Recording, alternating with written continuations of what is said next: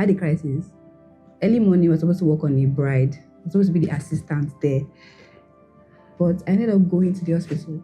My boss took me to the hospital after she finished. Yeah. So like the emergency came and I had to like leave. I could not even stay for the job and she had to stay and complete the job. Then she met me. After the job, she came to visit me at the hospital. I'm like, wow. So like sickle cell crisis comes when you have something important. Can you just hold on for me? Let me just finish. Let me wrap this up. But no, it doesn't like understand stuff like that. So yeah, moments like that makes me feel like I can do this, but like why are you just stressing me? So yes, there are a lot of times that I get crisis when I have to work on kind.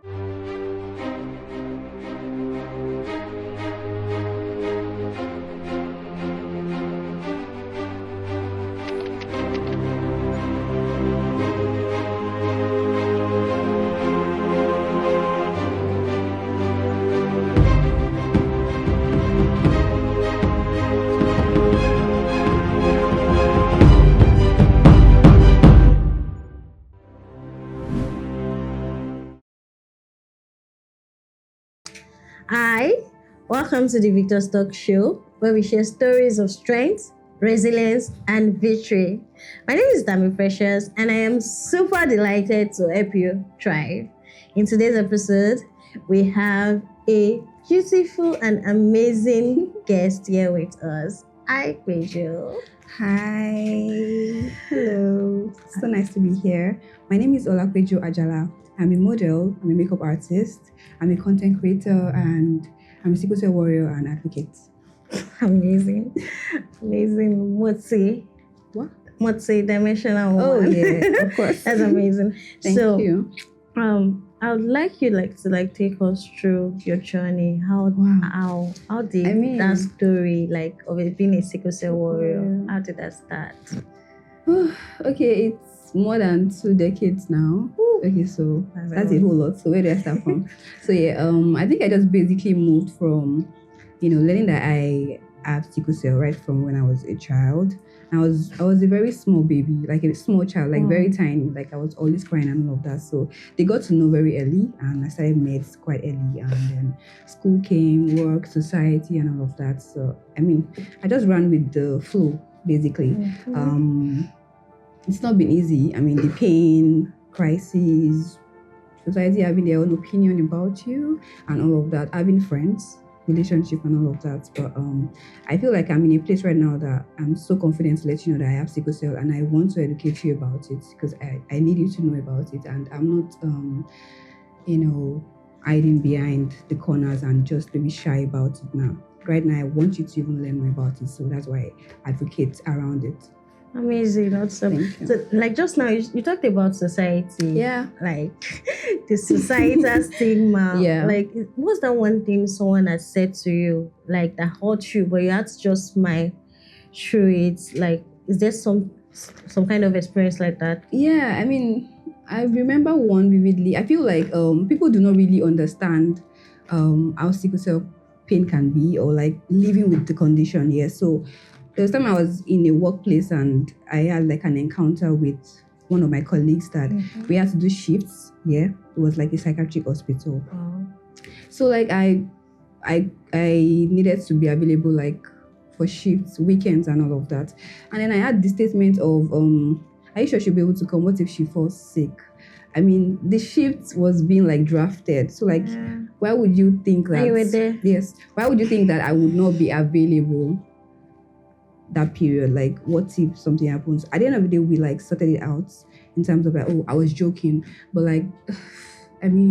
some things are better left unsaid. So you there's the unpredictability about sickle cell, right? But you don't really have to say it to people's faces. Let them know that maybe you might fall sick tomorrow and all of that. It's kind of hurtful. Yeah, so I think that was an experience for me. I miss other things. Yeah. Okay. Now, your intro again, you said you don't want to hide in the corner of sickle cell. Yeah. Has there been any moments where you looked fine, you looked so beautiful, so radiant, showing up online as a model, content creator, makeup artist? Makeup artist as well.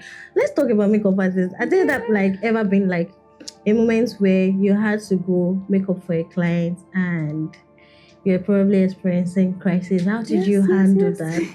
Yeah, so I specialize in editorials, bridals, and maybe party glams. Okay. Yeah, so we had a particular session for a client, and I was still learning. About 6 months into learning makeup, so I had to go with my boss, and we were locked in the hotel, for the next day for the bride. And the way sickle cell crisis can come in the middle of the night. I mean, you get 1 a.m., 2 a.m. The AC we shared the room. Ooh. So that's why I'm always very scared to share rooms with people. The AC was on. She understood, but like it wasn't just, you can't go off completely. I had a crisis. Early morning, I was supposed to work on a bride. I was supposed to be the assistant there. But I ended up going to the hospital. My boss took me to the hospital after she finished. Yeah. So like the emergency came and I had to like leave. I could not even stay for the job, and she had to stay and complete the job. Then she met me after the job. She came to visit me at the hospital. I'm like, wow. So like sickle cell crisis comes when you have something important. Can you just hold on for me? Let me just finish. Let me wrap this up. But no, it doesn't like understand stuff like that. So yeah, moments like that makes me feel like I can do this, but like why are you just stressing me? So yes, there are a lot of times that I get crisis when I have to work on clients. Yeah. That's a lot. That's a lot. How's like friendship, like handle relationships with people that know that you have sickle cell. Now I'm not talking about colleagues. Yeah. I'm not talking about like your boss.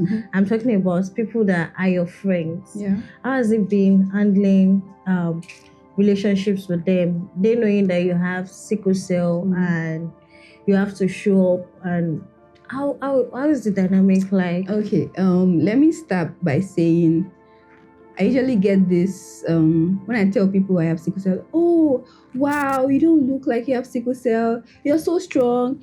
I mean, I'm like, okay, yes, you're trying to like compliment me. Thank you so much.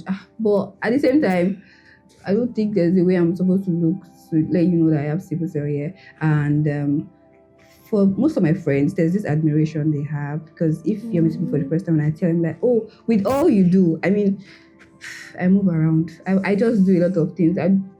It's just, that one is just, sickle cell is just there. I need to live my life, yeah? So like there's this admission they have, and some of them end up being more than friends, maybe because they feel like sickle cell is not the first thing I'm seeing when I see Olapeju, trying to like get to know her at work, parties, events, because I'm a social butterfly. Yeah, so I like that part about, the friendship. So it doesn't come out of self-pity or they're trying to help me. Like, oh, so what can I do for you? All those like sympathy now. It comes from admiration. So yeah, that's admiration. Then that must have been like a sort of personal development on your own. Yes, exactly. Like I said, I've moved from being like behind or like not wanting to talk about sickle cell because of the way people see it. I mean, an example, when I was in secondary school, I wasn't made a prefect. Rather, like I was academically, the segments in terms of, okay, you're doing well in school, you look neat, you qualities. But then I wasn't considered. Why? Because they didn't want to stress me. So I mean, school now, senior now, you had juniors coming to you like, and it was like on the assembly ground, they were calling names. They're like, Senior Peju, why your name was not called? I can't see anything. Do you get? And the reason, because I had to go and ask, I was bold enough to ask that, I think I qualify. Oh, we didn't want to stress you, because you have sickle cell. I've been a prefect, going to be a lot of work. I'm like, what kind of work do you get? So I feel like I moved from that. Since then, I'm like, I don't want people to know, so that opportunities won't pass me by. Things I'm supposed to do, they will not say they are trying to not stress me. They won't give it to me. But I moved from that to let you know that even with that condition, I can be anything and more. So it depends on you. So if you're not giving me the job, if you're not giving me the placement or any opportunity I deserve, I think it's your loss. Yeah. So basically, that's how I see it. Okay. Be honest. Like you said, there was a point you mentioned just now that you don't want, like, when people say you look so strong, you don't look like you have sickle cell. Has there been moments where you've been tired of being called strong? Where someone addressed you as you are so strong. Okay, so another case scenario, right? I just came out of a crisis. Okay. Yeah, so Sorry. thank you. It lasted 2 weeks. I'm like, oh my God, I'm so tired. And, during that period, my friends were like on calls with me, oh, sorry, and all of that. The way they just believe that, oh, you soon come out, you'll be fine. They're not the ones feeling the pain. They don't know how it is. At some point, you want to just give up, right? But I was telling them, I remember one conversation I was having with my friend, like, you guys should stop calling me strong. My birthday this year, I don't want to hear happy birthday to a very strong and resilient woman. No, say something else, because like that's like what they use most of the time, and I'm tired. Trust me, there are times I'm just very tired. like, I want to take the pain, put it somewhere. Let me know what it feels like. Not having the pain for months, and I'm just okay, right? Sometimes I'm tired of being called strong and resilient. Like just tired of showing up, Yeah, and just like being out there and being the advocate. Exactly. I totally understand moments like that where you just feel like, can you guys just let me be and let me just soak in this moment of whatever pain or fatigue that I am feeling, right? Let's move on to relationships. Deep. Let's move on to relationships. Okay. Ever had one in one? Oh. Let's talk about, ever had one? Had more than one. Wow. Yes. And currently, I'm not in any relationship. Yeah. And you want me to go deeper into? Please. Okay. So in terms of relationship, I used to tell people, because I run a community of warriors, and I tell them that in terms of relationship, you the kind of person you want, like a kind of partner, it differs from what every other person. See, if someone comes to you, no chronic illness and all of that, and they are picking a list of like kind of man I want. With chronic illness, you have to break down your own criteria. Like it goes deeper than that. Yeah, your partner has to be your caregiver and all of that. So I feel like most of the issues I've had in terms of relationship would be that they understand sickle cell from afar. Yeah, like oh, I kind of know what it is. I read about it online. I used to know one classmate secondary school that had it. So yeah, I think I know what it is. Right? Okay, so coming into light now. We're talking, and I let you know this is how it is, and then it happens. I fall sick that period, because there's a way people say it's like witch. Do you know? Like witch, like it's when you like just give it 12 a.m. to like. Do you get like so? You're already starting to talk to the person, and person trying to get to know you. Oh, I think I can handle this, and then you fall into a deep crisis. Lasts like for long. They see it physically. It's different from just talking about it. Trust me. Yeah. So I've had cases where they now come and say, oh, I don't think it's something I can bear. I feel like you deserve so much more. I'm like, how do you know what I deserve, right? You deserve so much more, and I don't think I want to be able to take care of you. And I feel like if I don't do that, that would be very bad on my past. So it's not you, it's me. That kind of vibe. That's what I get. I'm like, okay. And most of the time, I just end it, because I know that the kind of person I want. It's not this person. Yeah, nah. I take care of myself, like on my own. I don't want someone that will see me as a burden or feel like I can't handle this thing. I'd rather be alone, right? So most of the relationship I've had, it's more of the sickle cell thing, and some other ones are just like running away from responsibilities. But I know that mine will find me. So that's it. That's such a wonderful growth mindset. Mm-hmm. So putting that into your community, the C-shaped network. How has it been managing a community of sickle cell warriors from different backgrounds, different mindsets, and having to take them hold their hand and telling them you could be more living with sickle cell? How has that been like for you? Okay, yeah. So I'll start with the fact that I saw myself the way I used to be. Even before I entered uni, I sworn in secondary school that I wasn't going to let anyone know that I had sickle cell when I entered uni. Yes. Because sickle cell, secondary school was not so good for me. Yeah. So uni, nobody's going to know. My roommate, nobody. But then when I got into uni, crisis came. You have a roommate and they'll see the way it is, and you can't lie, you can't hide anymore, right? You need someone to take care of you. And then I opened up to my roommate, and she was the best. Like, it was really nice. Do you get? So that helped me to come out more and talk about it. So having to lead more people, I just see myself in them like, okay, I don't want you to wallow in pity. I don't want anybody to talk to you anyhow outside and you feel bad, like, oh, it's my fault that I have sickle cell and you are so sad. Not your fault. Like, why? Why are you sad? Like, your red blood cells are just a different shape from different shape from the other person. I mean, take sickle cell out of me. Why? Well, yeah, so like that's just what I do, and then they see it in me also. I'm not the kind of person that if crisis comes here, I'll deal with it and I'll move on because I have other things I need to do. So when sickle cell comes, please just wrap it up. I need to like get back to what I want to do. Yeah, so they see me online. I just do my thing, and I don't let even.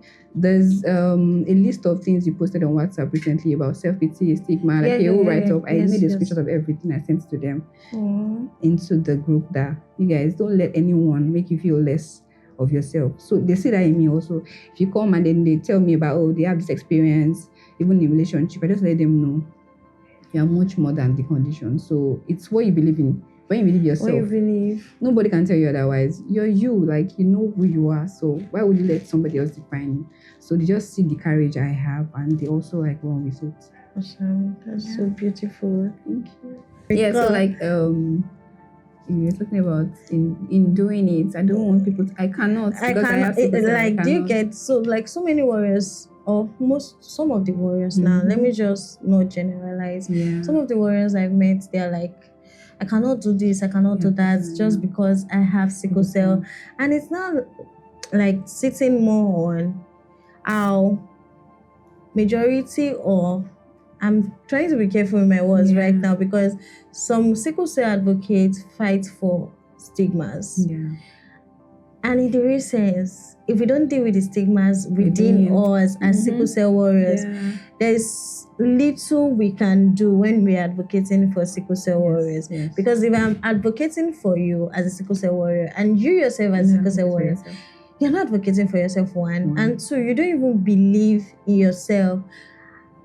The moment you're unable to believe in yourself, I feel like it's little that I can do for you. I can do for you. Yeah. So it now looks as if the work we advocate, that I know that there's still some of us out there, the work we do is not looking so little in terms of changing the narratives.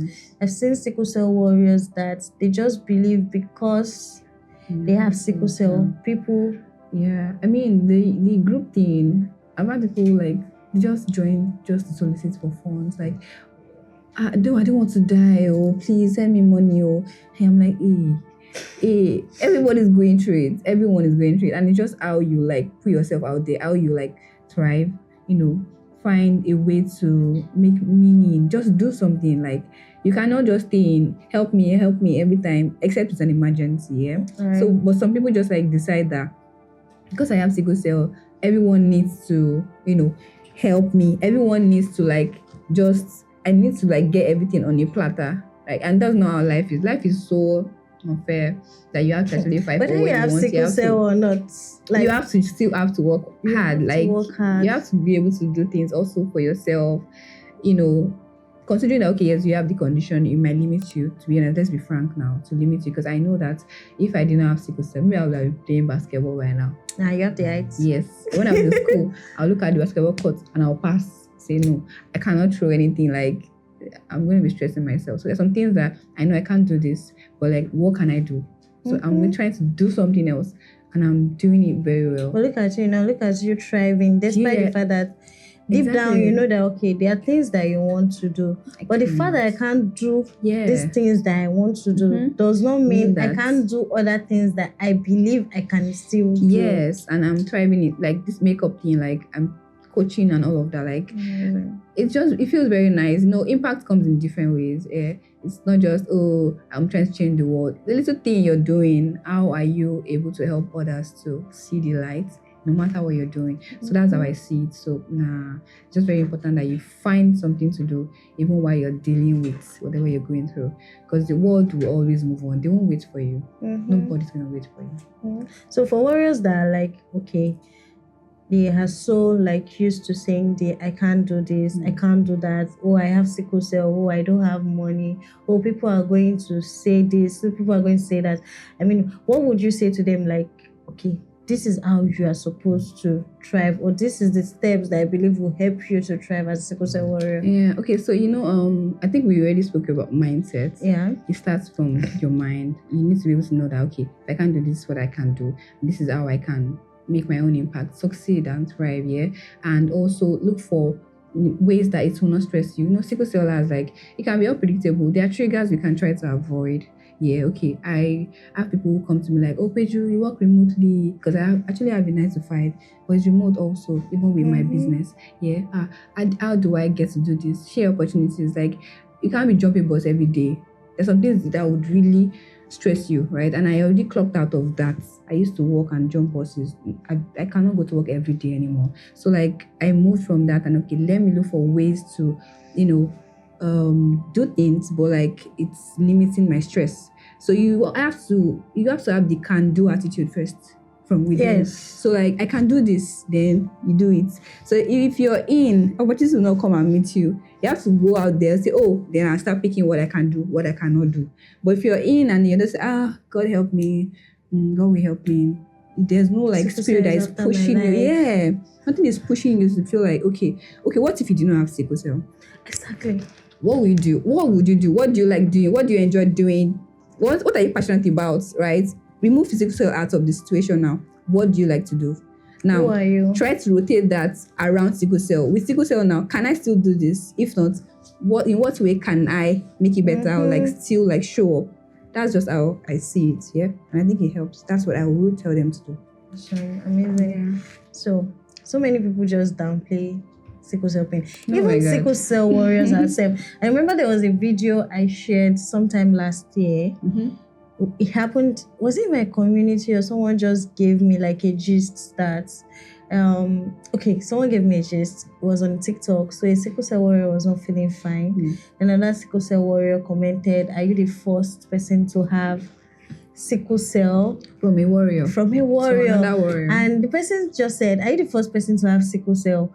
My pain is not even up to the way you are showing this and all of that. Then I made this video. Then I said that we stigmatize ourselves as sickle cell warriors. Yes. Yeah. There are some sickle cell warriors that believe that you are faking your pain as well. Some sickle cell warriors think you fall sick too much. I've heard stories. Some sickle cell warriors downplay the fact that you are showing up and saying you are good. Yeah. Okay. Now, sickle cell warriors, we ourselves, we believe some stereotypes too. Wow. That we actually also say to fellow sickle cell warriors. So I made that video. I was like, if we do not eradicate the stigma within our community of sickle cell warriors, then we are not ready to eradicate the stigma outside. Actually. Right, if we do not eradicate that stigma that is within us, the warriors community. So I shared that video and I was like, the stigma within us as warriors, because if you're even stigmatizing ourselves as sickle cell warriors, what would you say to an outside someone who is not a sickle cell warrior that is stigmatizing a fellow warrior? How would you fight for that person when you're not even doing the work from inside? Help us so that we can also help other people. Yeah, to be honest, because I feel for that part where you mentioned even warriors stigmatizing the pain level of another warrior, I feel he should be the one to back up the person's, the authenticity of the pain. Yes, I'm a warrior, I also know how it feels. So there's one thing when you're going through something and you understand, you have somebody else who understands what it feels like, right? There's that sense of belongingness. Yeah. Okay, this person gets it. So having to come from somebody, you should get it, and then you're telling me that I'm faking it or it's too much, I'm screaming too much, it's really bad. So like you said, we really need to work within ourselves to make sure that we eradicate that stigma within us so that we will be able to, in fact, it will be easier for us to convince every other person warriors do not die at age 21.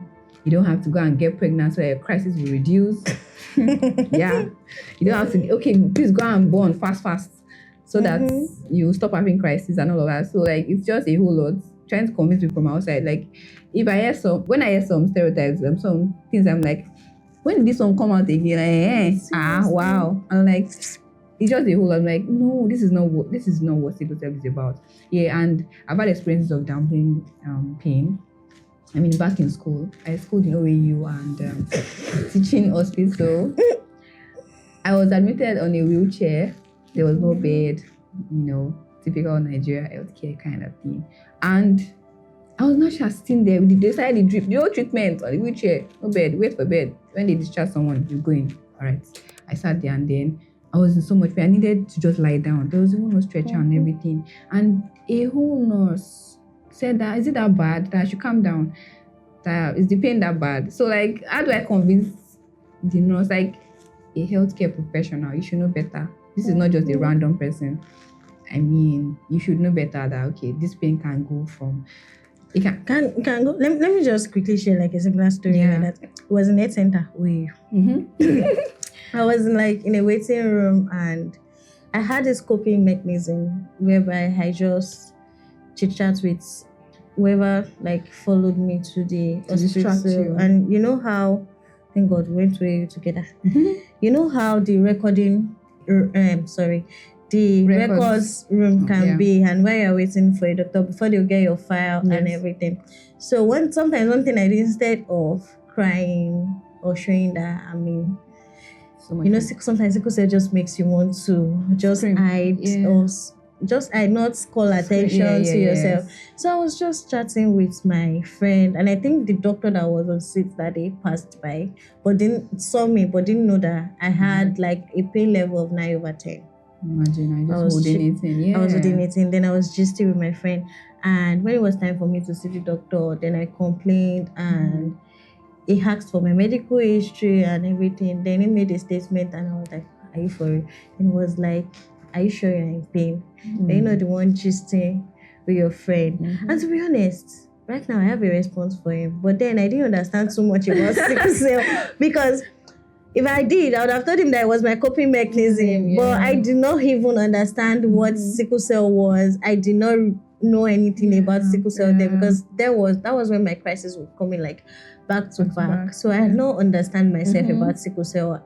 You see why we ourselves as sickle cell warriors, we need to understand what it takes to be a sickle cell warrior, so that by the time we meet ourselves in situations whereby we feel stigmatized, we are able to speak up and know what to say. Then I could not say anything. I felt so bad that why would you say something like that? Exactly. I might not be showing it right now that I'm in a lot of pain, but I myself within me, I know what I'm not trying to request for. Whatever medications we are trying to give me. And I've also had one you to say where the woman was is when the pain has gotten so bad, that's when people will remember us speak to.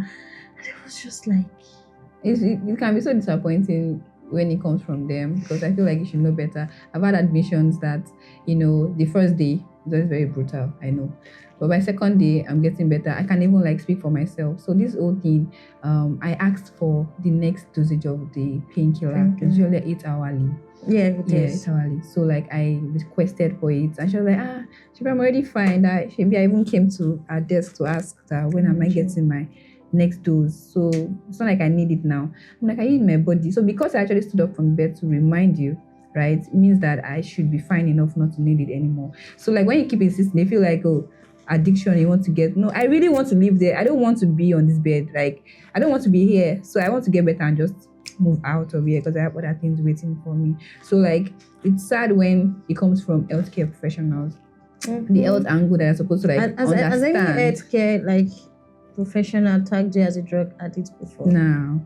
It's just that case of, okay, I actually asked. And that's me advocating for myself. Because if not, speaking of, yes, I will just be there. I'm like, maybe I don't need it yet, maybe, or will I be addicted? No, I would not. I need to follow the 8 hourly dose. Yes. And then that's just me speaking up for myself. So imagine as a warrior, you feel like you don't even want to talk about it. Some people don't even want people to know that they have sickle cell. I understand that part. Not everyone want to share their stories. I mean, that's why we have advocates like us that, want to talk about it. We are helping, I have people that they don't, in fact, don't even mention it.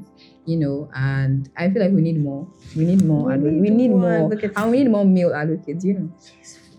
Yeah. We need more male advocates. I would love it so much, because I will scroll like 2 to 3 times. I've seen another female advocate. Female.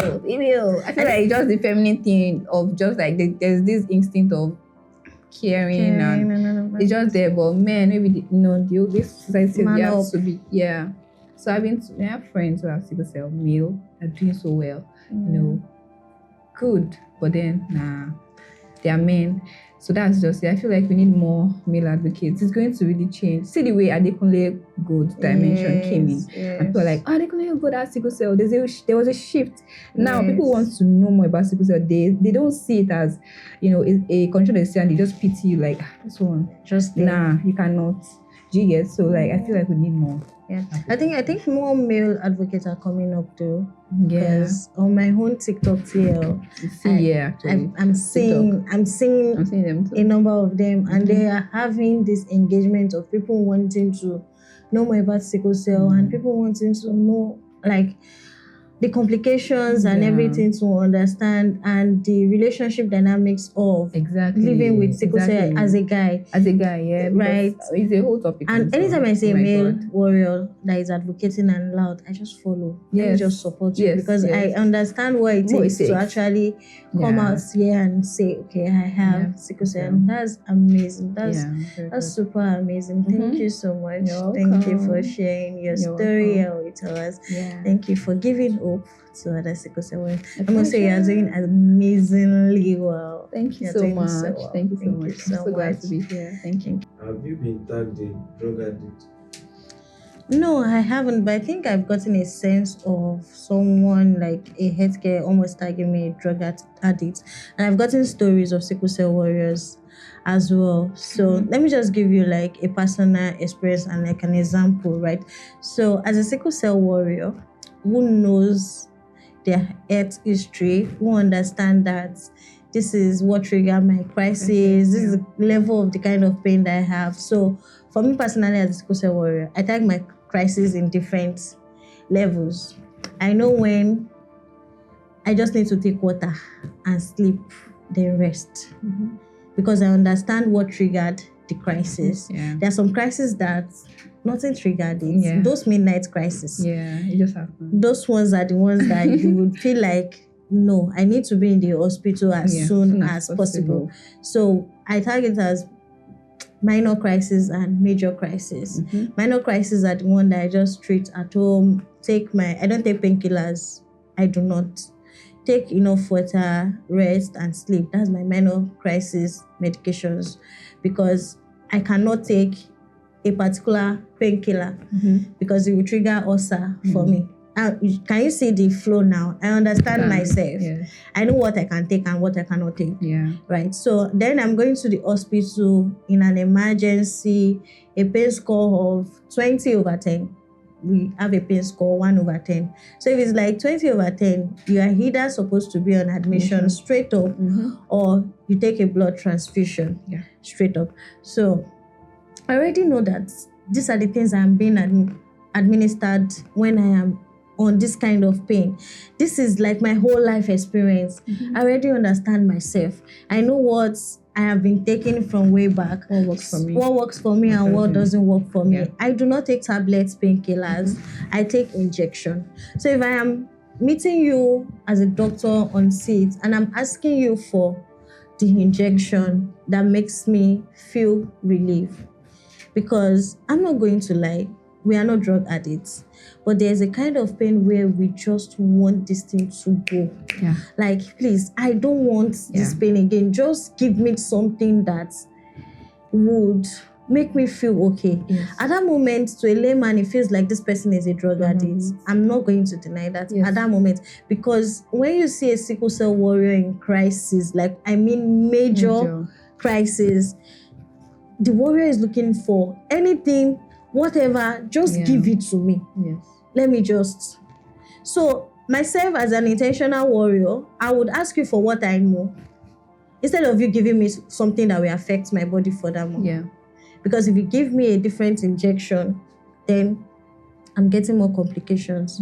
But if you give me what I ask for, then I know that I'll feel better. Then if you still take the whole blood test that they do and you say, okay, this person needs to be admitted, then I'll be admitted and you do the proper follow up. But there's a reason they call it emergency. This person that is coming into an emergency as Sickle Cell Warrior, they know their medical history.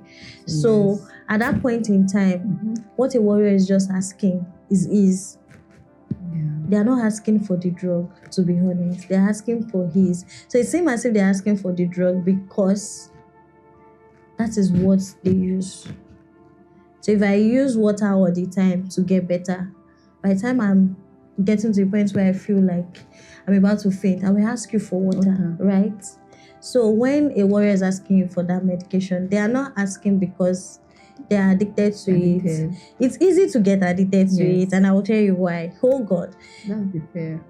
Once a warrior, any warrior, take this particular injection, I'm not going to lie to you, it has its own effect, right? But at that point in time, you are going to feel relief. The pain can still come back. I already know the injection you're talking about. Yes, the pain can still come back, right? The pain will definitely come back. It's just a pain reliever, not a painkiller. The pain will definitely come back. So it is when that comes back that a warrior is not asking again. That's when they will not be like, oh, you are addicted to this thing. So it's looking like an addiction because it gives the warrior peace. There's no pain. The person sleeps immediately. There's no pain again. It's like a mental medicine kind of way. Because I've had crises where they give me the injection and maybe 5 minutes later I'm still under pain. But at that moment when I'm asking for it, I'm not asking as an addict. I won't ask for it again. That's my own personal experience. I don't ask for it after once. I even run away from it. Yeah, it's because very, very once important. I take it, 2 days, 3 days, I'm still recovering from just one dose of it. Now imagine taking three times in a day when you have like a major crisis.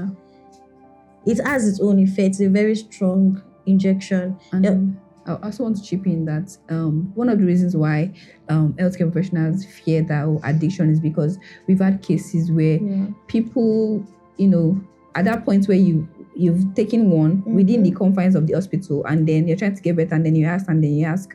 Some now go ahead to like get it outside and inject themselves because they want the instant relief. So like cases like that, I worked in the pain and palliative, department as an intern psychologist, and I saw cases because pain and palliative is terminal illness you're trying to treat.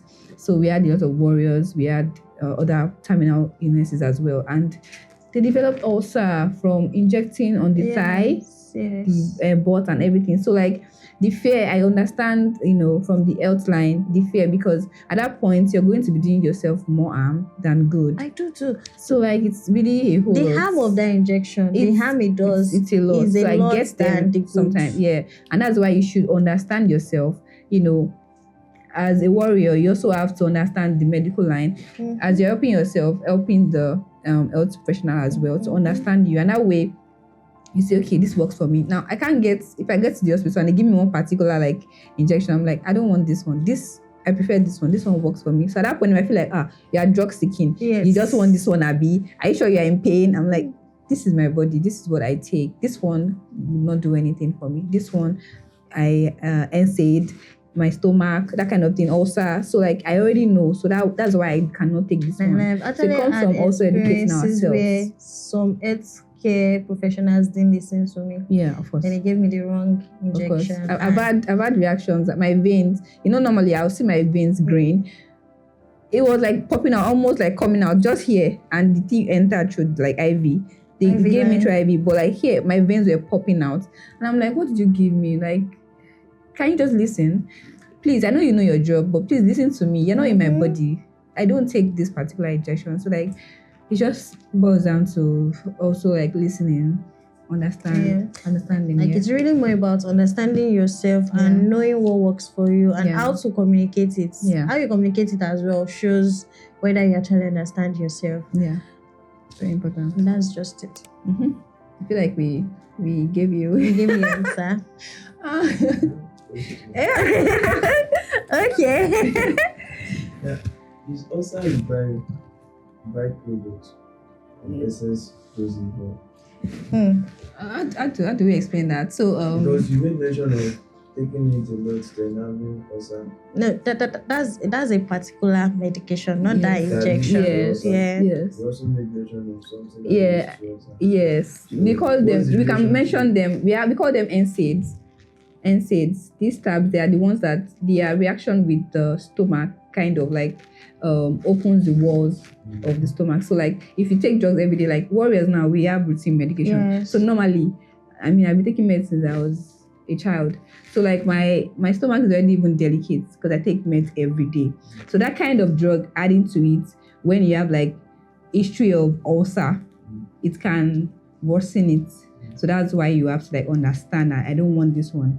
I have to take this one. So yeah. Also your medical history is also very important. Okay. Thank you so much, everyone, Yeah. for joining us into this conversation. Thank you, Pedro.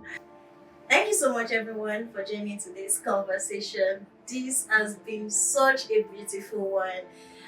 If this resonated with you so much, or you learned one or two, please do not forget to share with a warrior like you as well. Also share with your friend who would like to learn more about sickle cell.